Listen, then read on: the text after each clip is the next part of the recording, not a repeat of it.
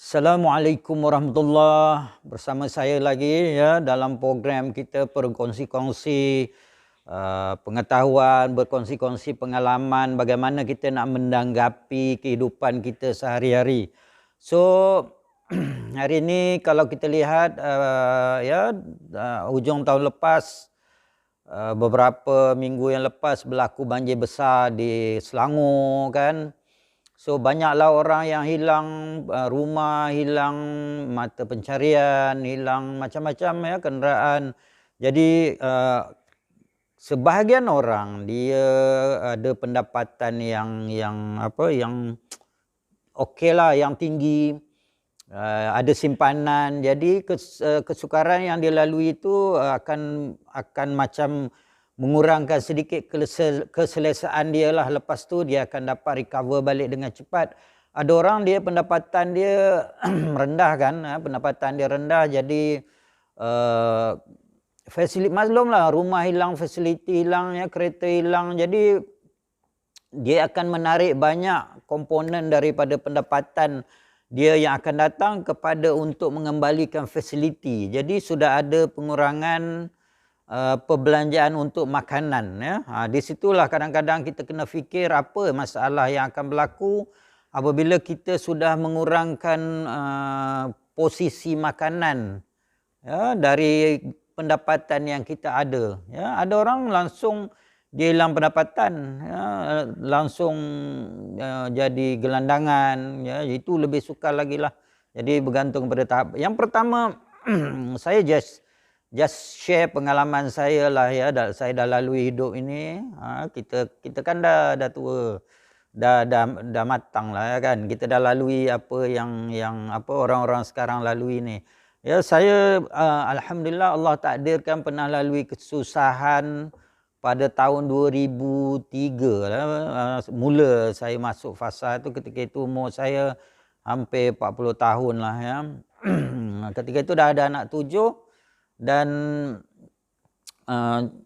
jadi ketentuan Allah ya, qudrat dan redha Allah, Allah tarik segala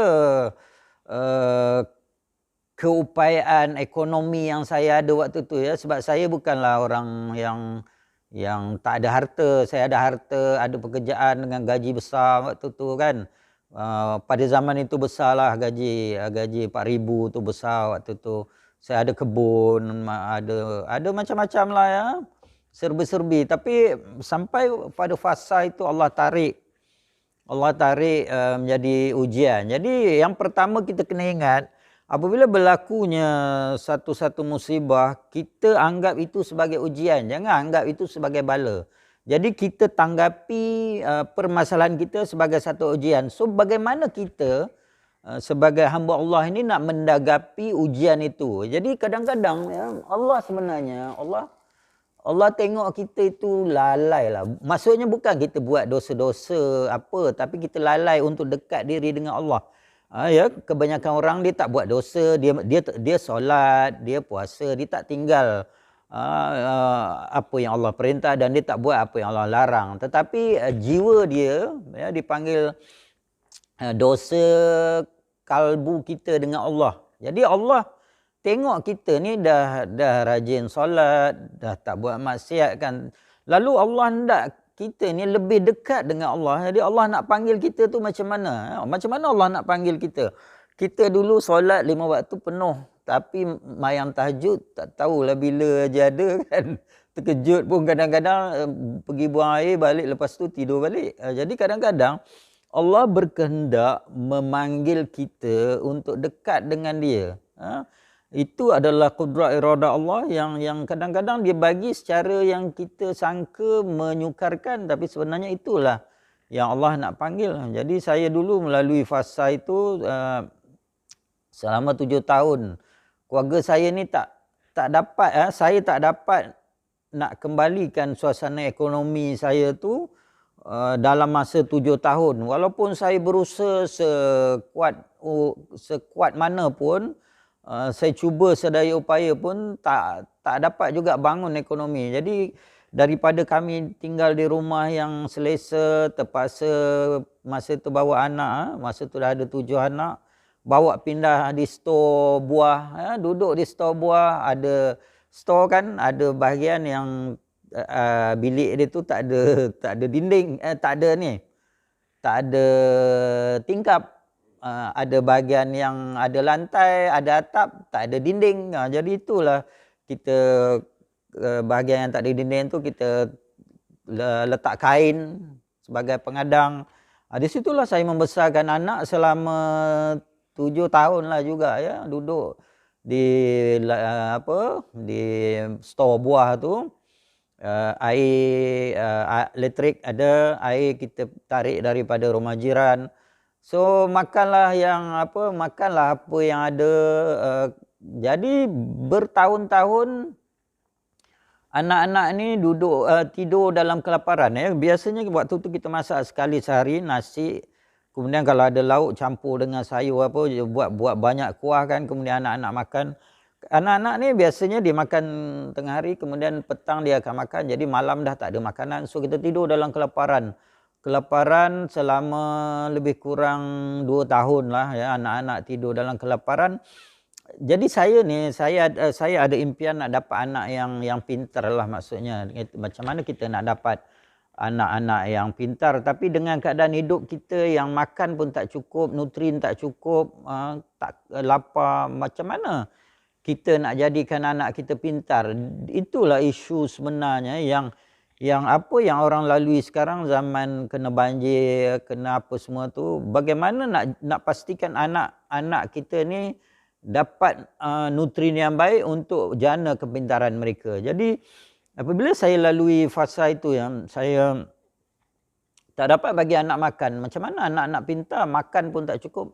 Anak saya yang bongsu tu sampai dia merah kad catatan waktu tu dia baru umur setahun lebih kurang. So kita pergi klinik, timbang merah kan. So klinik tak dapat bagi bantuan bagi susu. Dia hanya boleh bagi susu kalau kita bawa anak kita pergi ke bandar, sebab di kampung tu bidan kampung tu hanya cek begitu saja, kita kena rujuk doktor. Jadi tapi kita nak pergi bawa ke bandar, tak ada duit nak bawa anak tu ke bandar kan. Jadi kita tak dapat bantuan kan. Jadi saya menempuh keadaan tu macam tu. So macam mana anak lapar, susu tak ada, makanan tak cukup, anak-anak dah kurus. Macam mana nak jana pemikiran mereka agar mereka tidak terhadlang perkembangan pelajaran mereka. Saya ada 7 anak waktu tu ya. Jadi dari situlah saya yang tak biasa bangun malam solat tahajud, bangun malam setiap malam tanpa miss. Saya yang tak biasalah nak semayang hajat ni bangun malam semayang hajat setiap malam. Saya yang berdoa ala kadar kan, sambil mulut je bercakap doa, mengucapkan doa, hati tak pergi ke mana. Bertukar menjadi kalau orang yang berdoa tu bersungguh-sungguh berharap pada Allah agar doa kita dimakbulkan. Kita doa minta ya Allah rezekikan. Angkat saja tangan ni, air mata ni jatuh. Allah,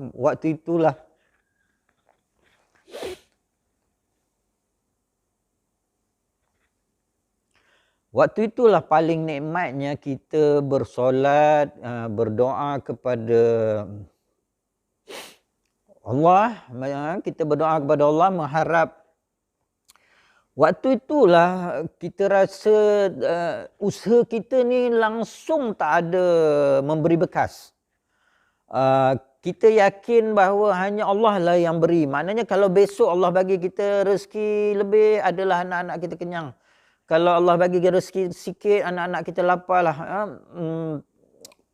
Kita yakin sungguh bahawa kerja kita itu hanya lakonan.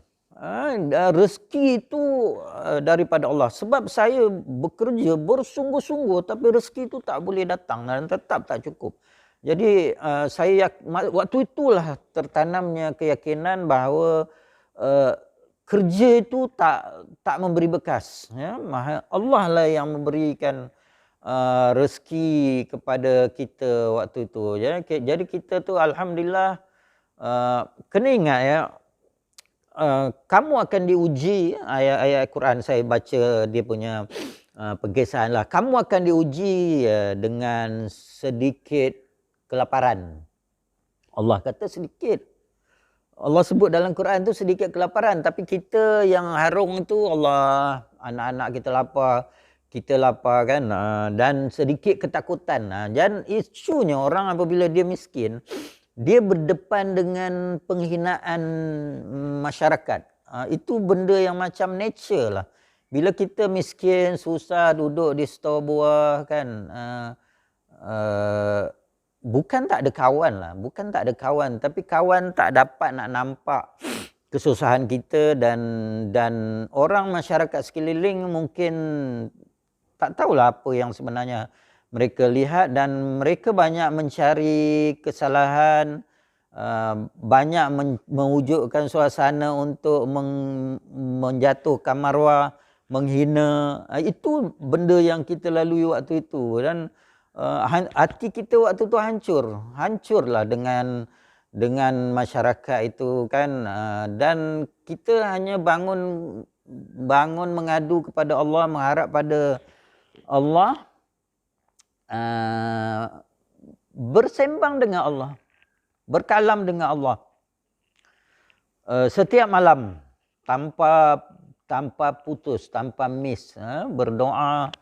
Angkat saja tangan, air mata jatuh. Allah nikmatnya waktu itu, betapa kita mengagungkan Allah waktu itu, mengkerdilkan diri kita, akal dan fikiran kita, upaya kita, kekuatan kita kerja, mengkerdilkan hubungan kita sesama makhluk. Kita ada connection mana ke apa, semua tak ada harganya waktu itu di sisi Allah, di sisi Allah lah maksudnya di sisi kita pun tak ada harga, sebab tak ada siapa dapat tolong, hanya Allah saja yang dapat tolong waktu itu. Kita rasa waktu tu saya rasa kalau saya berjalan itu macam saya berada dalam satu terowong yang gelap, dan saya tak nampak cahaya di hujung terowong itu. Begitulah fananya saya dengan kesusahan waktu itu, sehingga itulah perasaan saya. Dan ketika itu kalau saya berjalan, mata saya ni tunduk ke tanah. Saya berjalan dengan melihat tanah. Saya tak panggu kepala saya ke atas. Saya betul-betul jalan tunduk aja ya. Allah waktu itu. Tapi sebenarnya yang saya nak cerita bukanlah isu kesusahan itu.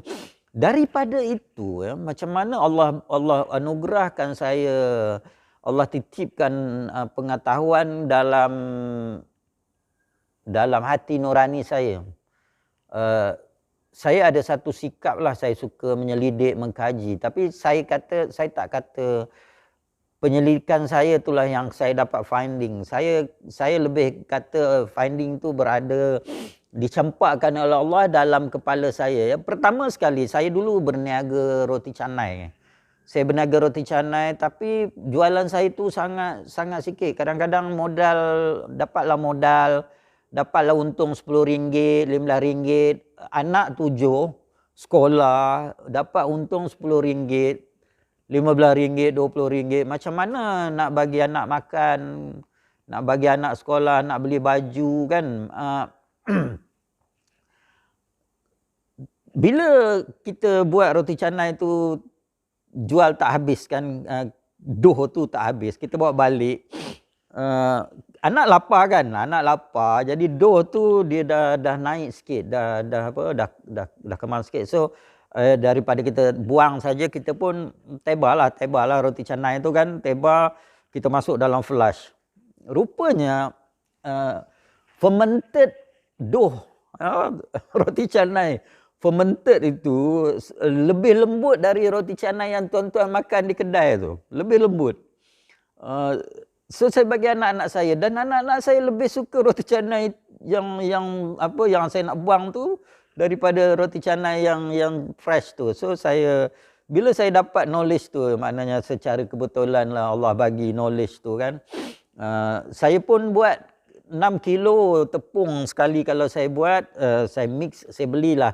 Kita ada duit sikit-sikit kan, kita beli, masa tu saya beli keju, saya campur dengan keju, saya buat 6 kilo tepung, campur dengan keju, campur gula supaya dia ada manis sikit, campur garam sikit. Kemudian saya buat dough tu, saya buat dia anaerob, maknanya dia kedap udara selama 20 jam. Selepas 20 jam, dia naik sikit kan. Jadi saya pun teba bakar semua tu, 120 keping, 6 kilo, saya dapat 120 keping, 140 keping. Saya bakar semua, saya bakar komplit lah, maksudnya bukan untuk simpan freezer. So saya masuk dalam flash, so kita jagalah jangan ada wap kan, kita letak kain tepi tu. So anak boleh makan 6 kilo saya buat dengan belanja RM15. Kita masak nasi kan, kemudian anak makan nasi habis tak cukup. Kemudian anak boleh makan roti canai itu, makanlah berapa anak nak makan, bila dia nak makan, makanlah, kita tak ada had kan. 6 kilo saya buat tu, dia bertahan 3 hari. Anak boleh makan 3 hari dan dia, dengan sistem tu dalam flash tu, dia ambil saja dia boleh makan tanpa perlu bakar balik. Kita letaklah gula untuk anak cicak atau kuah kari untuk anak cicak. Jadi selepas 2 tahun apabila Allah anugerahkan saya ilmu secara terpijak tu, maka anak-anak saya tak ada kelaparan lagi. Saya pun tak ada kelaparan, isteri tak ada kelaparan. Kami kalau tak ada nasi, kami makan roti canai tu. Setiap hari anak saya ni makan roti canai macam itu. Ya Allah. Rupanya roti canai yang fermented itu, dia supply more nutrien kepada kita. Kadang-kadang kita makan 1 keping saja sudah kenyang. Sudah kenyang. Kemudian satu lagi, saya ada jiran yang buat perusahaan cendawan tiram kelabu. Dia ambil cendawan tu, jadi dia potong pangkal dia, tangkal dia tu, placenta cendawan tu dipotong, dibuang kan. So saya ni bukan jenis meminta tau, saya jenis walaupun kita miskin, apabila kita pergi ke orang kita beli. So dia ada potong ujung lah semua. Cebisan-cebisan tu dia nak buang kan, kita pun pergi ke dia, kita minta nak beli, bukan kita minta tau, kita minta nak beli. So dia kata ambil sajalah, dia nak buang je benda tu. So benda tu lah kita buat balik. So kita masak kari daging ke sikit kan, kita masuklah cendawan yang nak buang tadi. So anak-anak sudah boleh makan nasi, makan roti canai dengan kuah kari yang ada cendawan. You see, Allah bagi protein pada kita dengan percuma. Orang yang miskin ni, Allah janjikan rezeki itu dari arah yang kita tak beli, kita ambil aja kan. So setiap hari 2-3 hari sekali saya pergi ambil potongan cendawan yang nak buang tu. Kemudian saya dulu suka tolong orang kenduri lah, maksudnya gotong royong di kampung tu. Saya dan isteri tu antara, kalau saya boleh kata, saya lah yang paling kuat untuk bantu orang. Ya, saya paling awal datang, saya paling akhir balik kan. Jadi apabila orang ada kenduri, daging-daging tu dah habis kan, kari tu, jadi kuah tu dia nak buang lah kan, nak buang kuah je. So saya kata jangan buang lah, saya bawa balik. So saya pun bawa balik lah kuah saya masuk dalam plastik, maknanya satu plastik ni untuk masak 1 hari kan. So saya ada freezer lah juga dekat rumah. So saya simpan lah freezer. So setiap hari saya akan keluar satu, panaskan, letak cendawan tadi, ambil pucuk ubi, ambil pucuk paku, letak. So itulah nak makan dengan kuah tu. So kita dah jimat dengan kita tolong orang tadi, kita dapat sebab orang nak buang kuah kari tu, kita dah dapat kuah kari. So kita ada cendawan, kita ada kampung kan, ada pucuk paku, ada apa. Jadi setiap hari itulah anak-anak makan roti canai. Dan lagi satu, saya pergi ke tempat pembuangan sampah industri, dan di sana ada makanan-makanan yang luput tarikh. Bukan makanan tu tak elok, dia dari segi perundangan dia luput tarikh. Jadi ada coklat yang dibuang berguni-guni. Jadi itulah menjadi rezeki saya, anak-anak saya waktu tu, saya bawa balik berguni-guni coklat yang luput tarikh. Kadang-kadang kita kata macam Snickers ke apa, coklat-coklat tu, coklat-coklat pure tu yang apa, memang coklat-coklat tu memang mahal lah. Saya pun tak biasa beli coklat-coklat tu ya, tapi dan dia buang kerana luput tarikh. Biasalah makanan mahal tak banyak orang beli, jadi dia expired kan. Kemudian kita ambil lah itu. Berguni-guni saya bawa balik coklat itu. Jadi you see anak saya dapat makan roti canai, fermented roti canai. So dia ada protein, ada starch, flour tu, ada karbo kan. Kemudian anak saya dapat makan coklat setiap hari. Kan ada orang buat coklat minda lah apa. Itulah makanan anak saya setiap hari, makanan saya setiap hari kami ambil berguni-guni dari tempat pembuangan sampah. Kemudian setiap hari kami makan cendawan tiram kelabu, cendawan yang supply pure protein tu, pure acid amino tu kami makan setiap hari. Makanlah banyak mana pun, ada abundant source of cendawan tu, makan. Kemudian kita sayur tu kita gutik-gutik lah pucuk ubi, pucuk paku. Kalau kita ada duit sikit kita beli.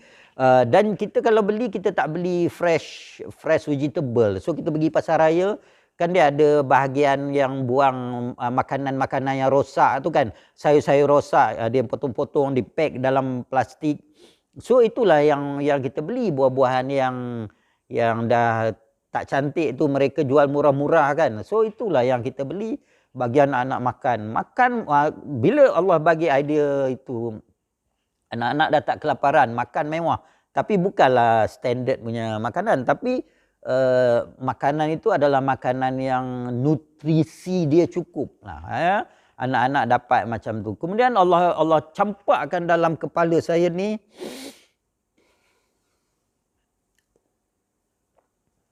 ilmu bakteria. Ilmu bakteria. Macam mana Profesor Shirota itu buat, saya boleh buat apa yang Profesor Shirota itu buat. Walaupun sebenarnya saya bukanlah orang yang ada pelajaran dalam bidang bioteknologi. Saya tak ada. Saya bukan belajar sampai ada kepakaran bioteknologi. Tapi knowledge apa yang Profesor Shirota buat itu berada dalam kepala saya. Berada dalam kepala saya. Dan saya boleh buat apa yang Profesor Shirota buat. Jadi saya buatlah sendiri orang panggil macam mana kita nak mesin yang untuk generate bakteria ni ya. So saya dapat ilmu itu, Allah bagi ilmu itu, so saya dapat ternak bakteria. Kemudian saya dapat buat susu kultur. Macam mana Prof Shirota buat itu, saya dapat buat. Buat susu kultur, macam mana kena buat Yakult ke, Vitagen ke, Bliss ke, apa-apa tu, semua saya boleh buat. The knowledge ada dalam kepala saya.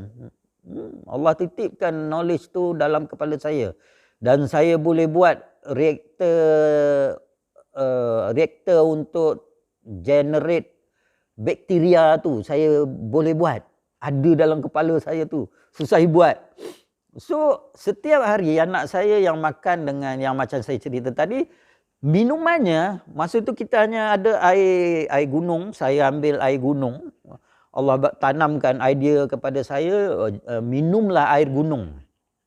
Jadi saya pergi ambil gunung, ambil daripada batu. Bukan air yang mengalir ke atas. Sebab atas tu kita takut dia dah ada kencing tikus kan. So air yang keluar dari batu tu kita botolkan, bawa balik. So sekali saya ambil setengah tan, cukup untuk 3 bulan anak-anak saya minum. So anak saya minum the best water, air mineral gunung. Kemudian dapat makan cendawan tiram kelabu, coklat, roti canai fermentasi. Kemudian mereka minum air ni, saya buat cordial culture, dipanggil cordial culture, dan atau susu culture. Setiap hari anak saya minum minuman probiotik yang saya buat sendiri. Yang Allah tanamkan pengetahuan itu dalam kepala saya. Dan waktu tu kita kan anak orang miskin kan, orang miskin. Tapi kalau ada hari anugerah, anak saya ramai lah. Kebetulan waktu tu anak 7 orang, anak saya ramai. Kalau ada hari anugerah di sekolah tu, ibu-ibu bapa ni akan mengiring anak lah ambil hadiah kan. So kalau ada anak saya dalam, jadi anak saya tu kan ada berturutan kelas dia. So setiap kali kelas tingkatan ni, bukan tingkatan lah, darjah maksudnya. Darjah, okey, contoh darjah 6, nombor 1, anak saya lah pergi. So saya atau isteri pun pergi. Kemudian darjah 5, anak saya juga. Macam tu lah. Anak saya tu ramai, ada kembar pun ada kan. Saya dapat isteri Jawa, dapat anak kembar. So begitulah keadaan, dalam keadaan Allah bagi saya kemiskinan itu, anak-anak saya itulah yang paling cemerlang di sekolah rendah. Kemudian dah masuk sekolah menengah, the top student di sekolah rendah, top student di sekolah menengah, top student. Kemudian anak saya ini dapat masuk asrama yang paling hebat. Kalau orang cakap lah asrama paling hebat dalam Malaysia, kalau perempuan untuk wanita, untuk perempuan ni ada Sri Putri kan, Tengku Kusiah, Tung Fatimah. So anak saya ada di Sri Putri. So kalau yang lelaki orang kata waktu itulah Malay College, Alam Shah Putrajaya, Star kan. So anak saya dapat Alam Shah Putrajaya. So anak saya dapat sekolah-sekolah yang, kita kan orang kampung kan. Rupanya kerajaan Malaysia ni dari satu sudut lah yang buat salah itu individu, pemimpin, dia rasuah ke apa. Tapi kerajaan kita Malaysia ni, dia sebenarnya kerajaan yang bagus pentadbiran dia. So macam saya, anak-anak saya ni anak-anak pintar dan kami dari luar bandar kan. Bila masuk asrama dengan full A lah, anak saya masuk dengan full A, dengan sertifikat aktiviti dia tu, macam-macam aktiviti, pemidato lah, sukan lah, apa semua. So dapat masuk sekolah, kita ni pendapatan kecil kan, kampung. So kita ni dijadikan anak angkat Kementerian Luar Bandar. Semua perbelanjaan sekolah anak saya ditanggung oleh Kementerian Luar Bandar dan saya hanya bayar yuran PIBG. Betul-betul. Betul-betul kerajaan tanggung lah anak-anak saya dulu. Kebanyakanlah anak saya yang belajar tu ditanggung oleh Kementerian Luar Bandar, menjadi anak angkat Kementerian Luar Bandar, dan ada ketikanya anak saya ni jadi top student dalam peperiksaan besar waktu tu, in Malaysia, become a top student, dan Kementerian Luar Bandar panggil untuk anak-anak luar bandar yang menjadi anak angkat Kementerian Luar Bandar ni bercakap. So anak saya lah yang pergi dan bercakap tu jadi anak angkat Kementerian Luar Bandar. So nikmat apa yang kita nak nafikan dari kesusahan? Adakah kesusahan tadi satu bala bagi tuan, bagi tuan-tuan puan? Apakah kesusahan tadi satu bala dari Allah, atau sebenarnya kesusahan tadi rahmat? Rahmat dari Allah. Dengan kesusahan tadi, saya yang tak sembahyang tahajud. Saya yang tak pandai sembahyang hajat. Saya yang tak pandai doa mengalir mata, doa mengalir mata. Saya yang tak tahu buat fermented roti canai, tahu buat fermented roti canai. Saya yang tak tahu pasal bakteria, Allah tanamkan ilmu bakteria dalam otak saya ni. Ya? Sampai saya boleh buat apa yang Profesor Shirota buat. Kalau pakar-pakar dekat universiti, pakar bioteknologi itu boleh buat, saya boleh buat, tuan-tuan. Saya boleh buat. Dan itu bukan dengan saya belajar, itulah nikmat daripada kesusahan yang Allah bagi selama 7 tahun. Selepas 7 tahun itu, apabila Allah singkapkan hijab kesusahan itu, Allah angkat, saya kembali hidup kepada normal lah, maksudnya ada pendapatan, ada harta, adalah segala-galanya, adalah yang mencukupi Allah bagi kehidupan yang normal lah ya, normal di Malaysia ni. Kata kaya sangat tu tidak, tapi ada harta, ada, semua ada. pendapatan. Selepas saya sampai kepada itu, anak-anak saya ni semua dalam pelajaran masuk universiti-universiti yang top-top universiti dalam Malaysia, kebanyakannya dapat scholarship, Petronas, dapat pergi luar negara. So ada seorang anak saudara yang saya jaga waktu itu, yang mak dia bagi duit lah, duduk dengan mak saya, opa. Jadi saya yang jaga anak saudara saya tu, persekolahan dia. Dapat pergi Perancis, anak saya dapat pergi Amerika, ditaja sepenuhnya oleh kerajaan. So ada anak-anak yang dapat universiti-universiti dalam Malaysia, ada UTM, UM. 3 orang anak saya dapat UM. Anak kembar saya sekarang belajar di UM, yang dulu kurus lidi tak cukup makan, sekarang sudah berada di UM, kembar, sama-sama dapat UM, bilik pun sebelah aja. Kos lain lah, tapi fakulti sains itu adalah satu anugerah yang sangat besar. Kalau orang yang berada anak dia berjaya, itu normal lah kan ya. Tapi kita yang duduk di stor buah, yang makan tak cukup, yang suasana hidup Allah, kalau kita susah ni, memanglah kalau susah ni anda akan terhina. Saya tak marahkan dengan orang sekeliling saya, itu tak ada yang Allah jadikan untuk saya waktu itu. Tapi apa yang terhasil daripada itu, anak-anak saya berjaya lah. Alhamdulillah. Saya hari ini sangat bersyukur, dan salah satu antara anugerah Allah yang terbesar yang sangat saya syukuri adalah nikmat diberi susah selama 7 tahun. Itu adalah nikmat yang pada saya paling besar yang Allah anugerahkan pada saya, lebih daripada nikmat yang apa-apa pun. Susah itulah nikmat yang paling besar. So sekarang daripada kesusahan itulah ya, daripada zaman susah itu saya menjadi pakar bioteknologi yang pergi ceramah ke mana-mana. Kadang saya pergi ceramah ke universiti, dijemput bagi talk di mana-mana tentang bioteknologi yang community boleh apply. Bukan bioteknologi industri yang industri saja guna, orang kampung tak dapat manfaat. So saya mengajar orang macam mana nak apply teknologi bakteria, macam mana nak buat minuman probiotik. So saya mengajar dalam kursus-kursus saya. Kemudian Allah juga bagi saya ilmu nanoteknologi. Saya boleh buat baja, macam-macam baja organik, baja kimia, folia kimia, semua saya boleh buat. Saya boleh kira atom nutrin dalam baja itu.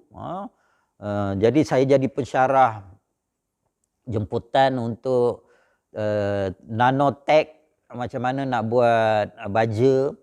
Saya buat kursus.